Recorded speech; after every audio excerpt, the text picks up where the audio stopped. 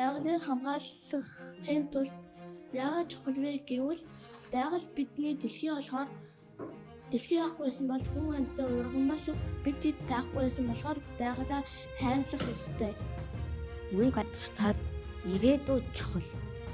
Яагаад гэвэл зөвлөдөө үргэлж мөн хэрэгтэй. Би мөнгө алдаггүй юм болоод чипс зарим биднээс завталчихсан. Тэрнээс хойш мөнгө гадагшсан. Энэ хадгалаад за экосурагч хадгаламж нь болохоор хүүхдүүдийг одоо санхүүгийн зөв боловсролтой болгох одоо хэрэглэнээс хэмнэж сургасан ийм зорилготой эхэлсэн санхүүгийн боловсролтой болсон. За ингээд ийм хоримтлал үүснээр бол хүүхэд болгон хадгаламжтай хоримтлалтай болсон төдий байгальд бол одоо хог хаягдыг багасгах юм сайн нөлөө учирсан гэж үздэг.